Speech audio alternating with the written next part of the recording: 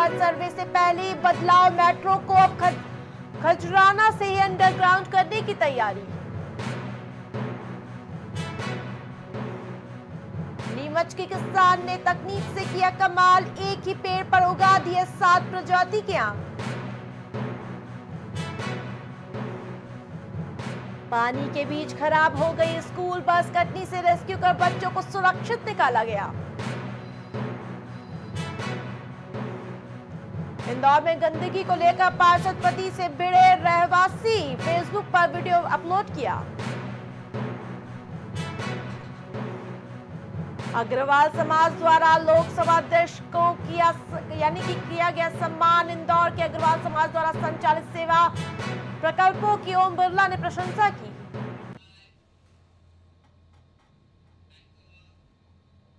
नमस्कार, आप देख रहे हैं प्राइम टीवी, मैं हूं आपके साथ आरती तिवारी। वक्त हो चुका है प्राइम मध्य प्रदेश का। बुरहानपुर जिले में संचालित एकीकृत रसोई घर से सभी स्कूलों में मिड डे मील छात्र छात्राओं के लिए बनाया जाता है, लेकिन इस खाने की क्वालिटी इतनी घटिया है कि बच्चे घर से टिफिन लाने को मजबूर हो रहे हैं। खाने की जांच के लिए पहुंची हमारी टीम ने ये पाया कि सब्जी और दाल में केवल पानी ही पानी नजर आ रहा है। इसके अलावा रोटी भी जली हुई मिलती है। साथ ही खाना खा रहे बच्चों की संख्या में भी लगातार हेरा फेरी देखने को मिल रही है। आज की तारीख में 128 है 10 और इतने बच्चों ने भोजन किया। और भारत मैदान में 93 और भोजन कितने बच्चों ने किया? 93 सर, लेकिन यहाँ पर एक जो आप प्रश्न है उसमें कहीं ना कहीं आप कुछ रॉन्ग है। आधे से ज़्यादा बच्चों ने कहा कि हम जो है यहाँ पर भोजन नहीं करते क्योंकि हमको यह अच्छा नहीं लगता, रुचिकर भोजन नहीं होता। तो उसको लेकर क्या कहेंगे? और बच्चे क्या है, छोटे बच्चे थोड़े घर पे उनको खाने को अलग और यहाँ का स्वाद अलग होता है।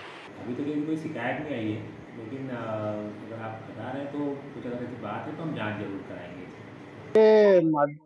शासकीय कन्या उच्चतर माध्यमिक शाला चौक बाजार जो है वो 1 से 12 तक एक शाला एक परिसर हो चुकी है। यहाँ पर 4 शालाओं को मर्ज करके एक शाला बनाई गई है सर।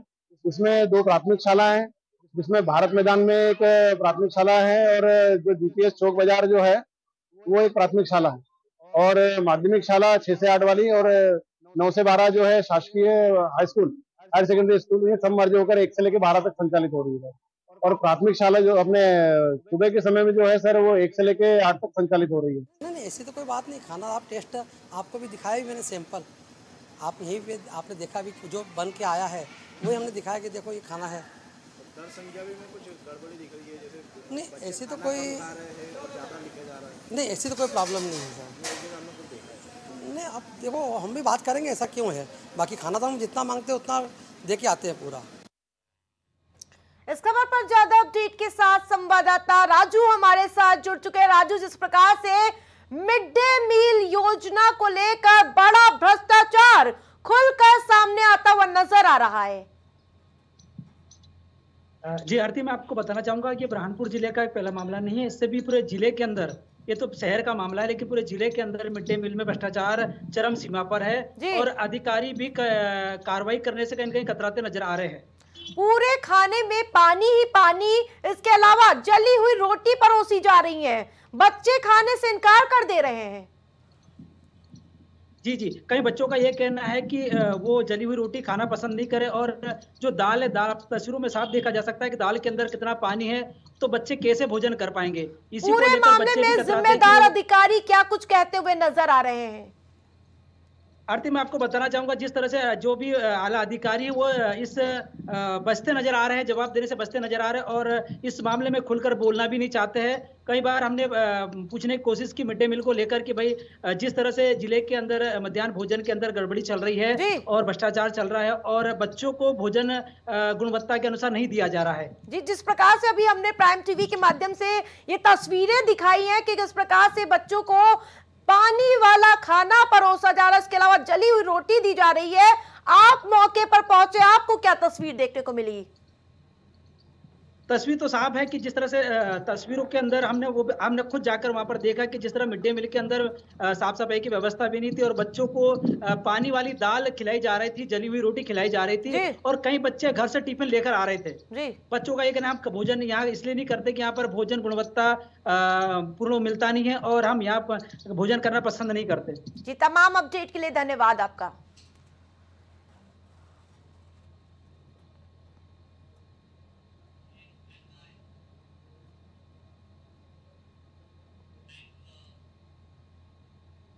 बुरहानपुर के सिंधी बस्ती चौराहे में कांग्रेसियों ने सरकार के खिलाफ एक अनोखा प्रदर्शन किया है। दरअसल कांग्रेसियों ने सिर पर तगाड़ी और हाथ में फावड़ा लेकर चौराहे पर सड़कों के गड्ढे भरे। साथ ही ये सरकार निकम्मी है, ये सरकार जगानी है कि जमकर नारे लगाए। आपको बता दें कि गड्ढों से हो रही परेशानी की तरफ सरकार और नगर निगम का ध्यान खींचने के लिए कांग्रेसियों ने बड़ा कदम उठाया है। जिस प्रकार से मानसून दस्तक दे चुका है, उसके बाद जिस प्रकार से सड़कों पर गड्ढे देखने को मिल रहे हैं और जिसके खिलाफ कांग्रेसियों ने अभियान चलाया। जैसे बैठे महापौर तो बुरहानपुर की गूंगी वैल्यू रंगी हो चुकी है, न उन्हें कोई दिख रहा है, न कुछ बोल रही है, न कुछ सुन रही है। तो इसलिए आज हम कांग्रेस पार्टी कांग्रेस पार्टी जो आज गड्ढे भरने का काम हमने किया है कि कम से कम जनता को राहत देने का काम हम लोग कर दें और ये सोई हुई गूंगी बहरी महापौर जागे और जनता के भी काम करे। ये कहाँ से कहाँ तक गड्ढे भरे? अभी हमने सिंधी बस्ती चौराहे से गड्ढे भरने का काम किया है और ये प्रतीकात्मक रूप से गड्ढे भर के उनको हम जगाने के लिए काम कर रहे हैं और जब तक हम ये जागेंगे नहीं, कांग्रेस पार्टी और हमारे पार्षद दल मिलकर शहर के हिस्से में लगातार आंदोलन करते रहेंगे। अपडेट के साथ संवाददाता राजू हमारे साथ जुड़ चुके हैं। राजू, जिस प्रकार से पहली बारिश से सड़कों के बेहतरीकरण के दावे वादों की पोल खुलती हुई नजर आए, इस बीच कांग्रेसियों का अनोखा प्रदर्शन देखने को मिला। जी आरती, जिस तरह से यहाँ पर लगातार जो सड़कें हैं, सड़क या गड्ढे हैं, ये पता नहीं चल पा रहा क्योंकि सड़क में बड़े बड़े गड्ढे हैं। वाहन चालक कई बार दुर्घटनाग्रस्त हो चुके हैं। तो यहाँ के स्थानीय विधायक सांसद होने के बावजूद भी, महापौर होने के बावजूद भी सड़कों की हालत बद से बदतर नजर आ रही है। इसी को लेकर कांग्रेस ने खुद फावड़ा तगाड़ी लेकर गड्ढे भरने का काम शुरू किया है। जी, जिस प्रकार से हम देख पा रहे हैं कि सड़कों पर गड्ढा बढ़ते हुए नजर आ रहे हैं कांग्रेसी, इसके अलावा किस प्रकार की नारेबाजी की गई? कांग्रेस के द्वारा तो भाजपा के हाय के नारे लगे, भाजपा सरकार को लेकर नारे लगाए गए हैं और यहाँ पर उन्होंने ये भी कहा कि बुरहानपुर जिले के अंदर भाजपा की सरकार, भाजपा के विधायक, भाजपा के सांसद, भाजपा के महापौर होने के बावजूद भी यहाँ पर विकास नहीं हो पा रहा है और शहर में जो गड्ढे हैं, गड्ढों की तादाद बढ़ती जा रही है। राजू, क्या लगता है नींद टूटेगी नगर निगम की? जी जी जरूर, क्योंकि जिस तरह से प्रदर्शन किया जा रहा है, आज भी कांग्रेस प्रदर्शन करने वाले हैं। हो सकता है कि कांग्रेस नगर निगम नींद से जागकर गड्ढे भरने का काम शुरू कर दे। जी, तमाम अपडेट के लिए धन्यवाद राजू। मध्य प्रदेश में हाल ही में संपन्न हुए उपचुनाव की मतगणना को लेकर निर्वाचन आयोग ने दिशा निर्देश जारी किए हैं। आपको बता दें कि मतगणना के दौरान मतगणना स्थल परिसर में धारा 163 लागू रहेगी। इसके अलावा किसी भी अनधिकृत व्यक्ति का प्रवेश और वीडियोग्राफी या फिर फोटोग्राफी प्रतिबंधित रहेगी। साथ ही मतगणना स्थल पर धूम्रपान, इसके अलावा गुटखा पाउच आदि भी प्रतिबंधित रहेगा। निर्वाचन आयोग ने परिसर में शांति और सुरक्षा के लिए ये बड़ा कदम उठाया और इसी क्रम में छिंदवाड़ा में अधिकारियों ने परिसर का निरीक्षण किया है। उसकी व्यवस्थाएं हम लोगों ने देखने के लिए ऑलरेडी इसकी तैयारियां पहले से भी चल रही हैं। तो 2 काउंटिंग हॉल है जिनमें काउंटिंग होगी। 17 टेबल ईवीएम के लिए रहेंगे, 1 पोस्टल बैलेट के लिए रहेगा और 2 ईटीपीवीएस के लिए रहेंगे। वहीं पर जो कमरे हैं, एक में एआरओ होंगे, एक में आरओ होंगे। एआरओ के कक्ष में हम लोगों ने टेबुलेशन वगैरह जो या एनकोर एंट्री है वहीं पर व्यवस्था की है। यहाँ स्ट्रॉन्ग रूम की सुरक्षा के लिए सीएपीएफ, एसएएफ और फिर डिस्ट्रिक्ट फोर्सेस, 3 लेयर सिक्योरिटी है प्लस सीसीटीवी कैमरा से उसकी निगरानी। से अंदर का जो रिंग है वो सीएपीएफ का है, जो केंद्रीय दल आया है वो सशस्त्र दल अंदर लगा है। इसके बाहर जो विशेष सशस्त्र दल एसएएफ का बल लगा है और उसके बाहर जिला बल का घेरा लगा है। इस प्रकार त्रिस्तरीय व्यवस्था सुरक्षा की गई है, जिसको पर्यवेक्षण के लिए वरिष्ठ अधिकारियों द्वारा रेगुलर इसको चेक किया जाता है। कलेक्टर साहब और मेरे द्वारा आज जो है अपडेट के साथ अरविंद हमारे साथ फोन लाइन पर जुड़ चुके हैं। अरविंद, जिस प्रकार से निर्वाचन आयोग मतदान को लेकर अलर्ट नजर आ रहा है, क्या कुछ इंतजाम किए गए हैं? जी, जैसे कि मैं आपको बताना चाह रहा हूं कि 10 जुलाई को हुई मतगणना को लेकर तो ईवीएम मशीन को जो छिंदवाड़ा के पीजी कॉलेज में सुरक्षा की दृष्टि से रखा गया हुआ है। जी, जिस प्रकार से धारा 163 लागू की गई है, क्या व्यवस्थाएं की जा रही हैं? जी, जैसे कि मैं बताना चाह रहा हूं कि धारा 163 लागू की गई है और वहां पे केंद्रीय सुरक्षा बल भी तैनात किया गया है, जिसमें किसी भी बाहरी व्यक्ति का जाना वर्जित है। और जैसा देखा जाए तो वहाँ पे पार्किंग व्यवस्था अच्छी की गई, वीआईपी पार्किंग जनता की के लिए जो पार्किंग की जो व्यवस्था है, जो मतगणना जो होने जा रही है 13 तारीख को, उसको देखते हुए काफी प्रशासन के द्वारा बहुत अच्छी सुविधा उपलब्ध कराई गई है। इस प्रकार से मैं देख पा रही हूँ सीसीटीवी के जरिए भी पूरे व्यवस्था की नब्ज टटोली जाती हुई नजर आ रही है। अरविंद जी, जैसा देखा जाए तो सीसीटीवी निगरानी में पूरी ईवीएम मशीन रखी हुई है और केंद्रीय सुरक्षा बल वहां पे पूरे इंतजाम के साथ वहां पे तैनात है। बिल्कुल अरविंद, तमाम जानकारी के लिए बहुत बहुत धन्यवाद।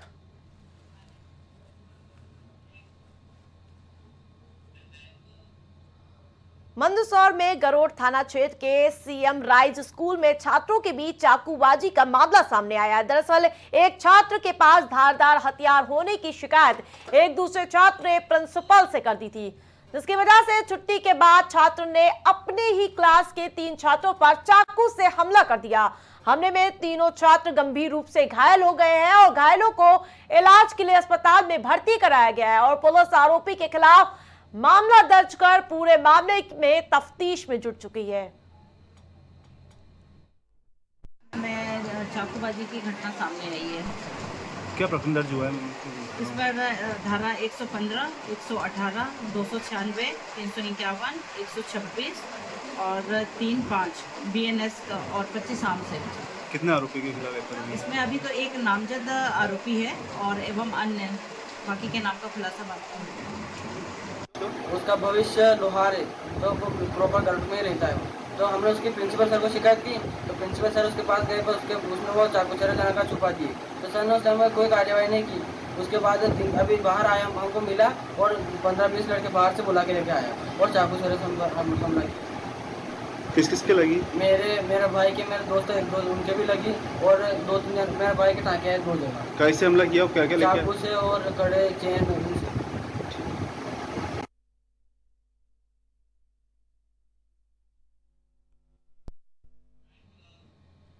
बुरहानपुर जिले के खकनार में भाजपा के सम्मान समारोह में भाजपा मंडल अध्यक्ष नीलेश सातारकर ने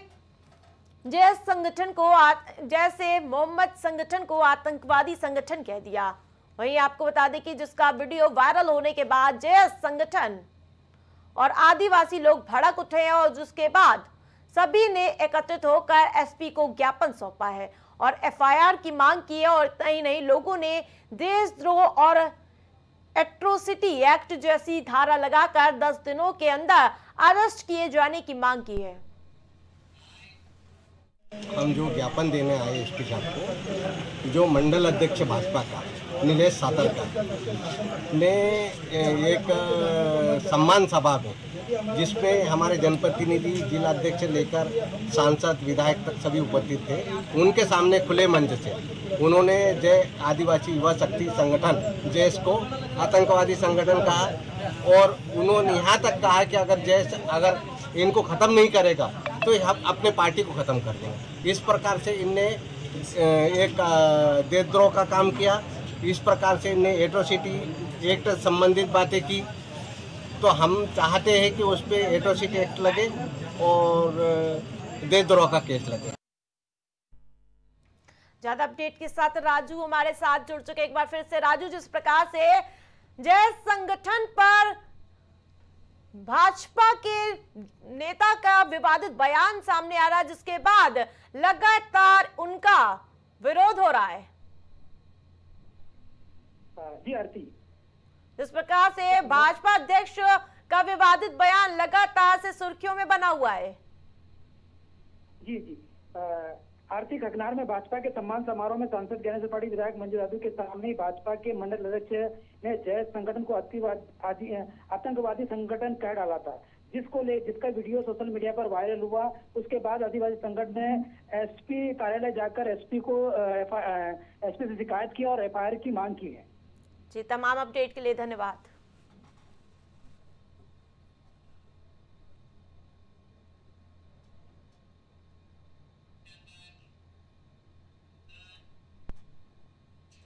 मुरैना अंबा थाना क्षेत्र के गीलापुरा गांव में एक बार फिर फायरिंग का मामला सामने आया। दरअसल सरकारी जमीन को लेकर दो पक्षों के बीच काफी दिनों से विवाद चल रहा था, लेकिन इस बार विवाद इतना बढ़ गया कि दोनों पक्षों के बीच फायरिंग शुरू हो गई, जिसमें एक परिवार के 2 लोग और दूसरे पक्ष के एक व्यक्ति की मौत हो गई। घटना की जानकारी पाकर पहुंची पुलिस ने शव को पोस्टमार्टम के लिए भेज दिया और पूरे मामले की जांच पड़ताल में जुट गई है। ये बिल्कुल थाना अंबा अंतर्गत गीलापुरा गांव के लोग हैं। ये एक ही परिवार के लोग हैं।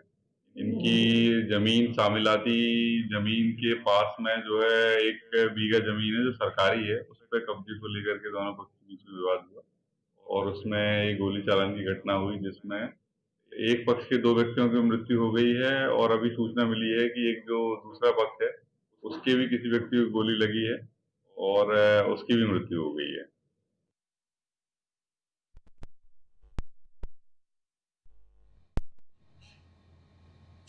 बुरहानपुर सहित कई प्रदेशों में हर साल आने वाली आपदा, बाढ़, भूकंप, चक्रवात से बचने के लिए एनडीआरएफ के 16 अफसरों ने राजघाट पर ताप्ती नदी के किनारे लोगों को आपदा की जानकारी देकर जागरूक करते हुए कहा है कि अचानक आई बाढ़ से बचने के लिए आसपास के संसाधनों का उपयोग किया जाए।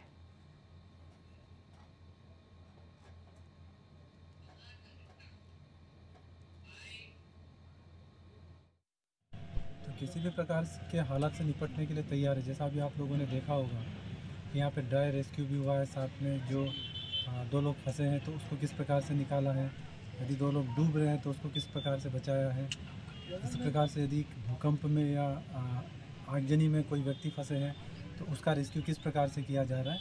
तो इस प्रकार से इनकी प्रैक्टिस भी हो जाती है, प्लस अन्य लोगों को पता चलता है कि हाँ बचाने के क्या क्या तरीके हैं। आगदन की गई, जिसका उद्देश्य है कि कभी भी कोई घटना होती है या नदी बाढ़ आ जाती है या कोई भी घटना होती है, भूकंप आता है या फिर कोई कहीं आग लगती है, उसको कैसे तुरंत बचाया, उसके संबंध में आज मार्गदर्शन करी है। कुछ कमियां देखिए, कुछ आप निर्देशित करेंगे होमगार्ड को? हाँ, कुछ कमियां उनको और बढ़ाने को, साधन बढ़ाने को। आपके अनुभव बताइए। जैसे कि मैंने पिछले 2 सालों से मैं यहाँ पे हूँ, तो मैं देख रही हूँ कि बारिश के टाइम पे ही यहाँ पर बाढ़ बचाव की स्थिति आती है।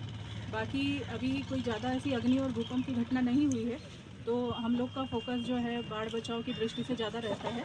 और वैसे तो हम तैयार हैं, अग्नि और भूकंप के माध्यम से भी अगर कुछ ऐसी घटना होती है तो हमारे द्वारा राहत बचाव कार्य किया जाएगा। आज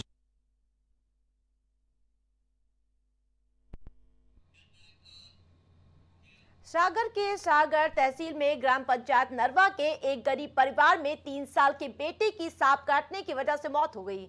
पोस्टमार्टम की रिपोर्ट आने के बाद अनुविभाग के अधिकारी ने 4 लाख रुपए के मुआवजे की स्वीकृति दी थी, जिसके बाद पीड़ित परिवार लगातार तहसील कार्यालय के चक्कर लगाता हुआ नजर आ रहा है, लेकिन अधिकारी बजट न होने का बहाना बताकर परिवार को टालते हुए नजर आ रहे हैं।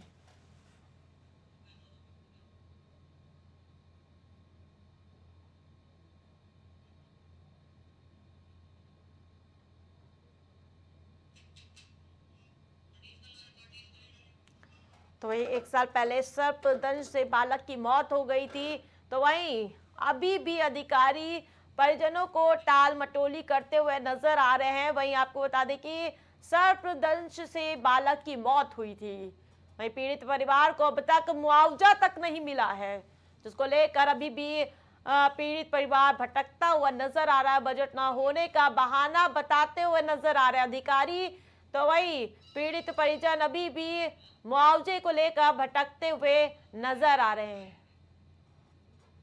तो वहीं शाहगढ़ का ये पूरा मामला बताया जा रहा है, जहां पीड़ित परिजन अभी भी मुआवजे के लिए दर दर भटकने को मजबूर नजर आ रहे हैं।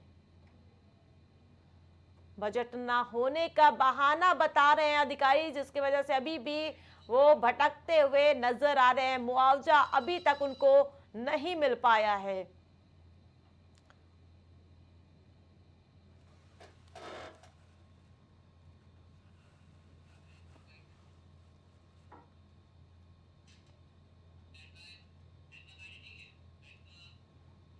भिंड में आरटीओ ऑफिस इन दिनों भ्रष्टाचार का विषय बना हुआ है, जहां आवेदकों ने आरोप लगाते हुए कहा है कि भिंड आरटीओ ऑफिस में इन दिनों बिना पैसे के कोई काम नहीं होता है।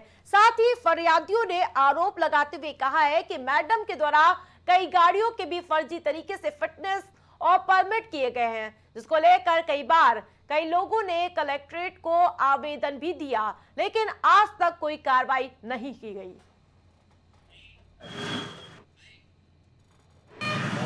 उनसे सबसे पैसा लेती है तो वो लोग हम लोगों से पैसा लेते हैं। उसके बाद कुछ काम ऐसे भी हैं जो पैसा देने के बाद भी नहीं होते हैं, चक्कर लगाने पड़ते काफ़ी दिन तक, उसके बाद भी नहीं होते हैं। अब एक मध्य प्रदेश का जो राजपत्र जारी किया है मध्य प्रदेश परिवहन के हिसाब से, उसमें 15 साल पुरानी गाड़ियों का परमिट नहीं होता है। जो भिंड आईटीओ हैं स्वाति पाठक जी, उनके भाई का उस कार्यालय में पूरा इन्वॉल्वमेंट रहता है। ज़्यादातर समय वो कार्यालय में रहते हैं और वो सब चीज़ें सीसीटीवी फुटेज में भी सब चीज़ें। प्राइम मध्य प्रदेश में फिलहाल इतना ही, देखते रहिए। कुछ भाव पुष्प। आप देख रहे हैं प्राइम टीवी, सच साहस सरोकार। तेंदुखेड़ा के नंबर 1 विश्वसनीय आभूषणों में से एक रूसिया ज्वेलर्स 85 वर्षों से आपकी सेवा में समर्पित, जहां आपको सबसे कम ब्याज दर पर जेवर गिरवी रखा जाता है एवं मार्केट से सबसे कम बनवाई पर हॉलमार्क आभूषण उपलब्ध है। नई आबादी, सराफा मार्केट, मंडी रोड, तेंदुखेड़ा, मध्य प्रदेश। शिक्षा जीवन सार्थक करता यही मंत्र है मूल्य। शिक्षा की ही ज्योति जलाता बाल मंदिर हाई स्कूल। बच्चों के सुनहरे भविष्य के लिए आज ही चुने Bal Mandir high school, Jabalpur road, Deori, जिला रायसेन। Admission open. ग्वालियर शहर का जाना माना पैलेस, शानदार फैसिलिटीज और एयर कंडीशन रूम्स की अवेलेबिलिटी। तो देर किस बात की, आज ही संपर्क करें जनकपुरी पैलेस और श्रीराम इवेंट, जनकपुरी प्लाजा, दाने बाबा रोड, शताब्दीपुरम, ग्वालियर। देवरी का प्रतिष्ठित ज्वेलरी शोरूम श्रीकांत ज्वेलर्स, 18, 20 और 22 कैरेट सोने के आभूषणों की विशाल रेंज, चांदी के बर्तन व आभूषण, गिरवी सुविधा उपलब्ध। संपर्क करें सराफा बाजार, देवरी, जिला रायसेन। रेरा से स्वीकृत वेंकटेश सिटी कॉलोनी, जहां आपको मिलेगी बेहतर रोड, पानी की टंकी, साथ ही कॉलोनी की सुरक्षा के लिए कंपाउंड वॉल। पता वेंकटेश सिटी स्टेडियम के पीछे, Ambedkar ward, Tendukheda, Narsinghpur. Phone number 192381553130। सालों से लोगों की स्वास्थ्य का रखा ख्याल, लोगों को जिनसे मिलता है बेहतर उपचार। Doctor Shri Krishna Singh Yadav, consultant physician, जिला चिकित्सालय के सामने, रोशन कुटीर, मुरैना।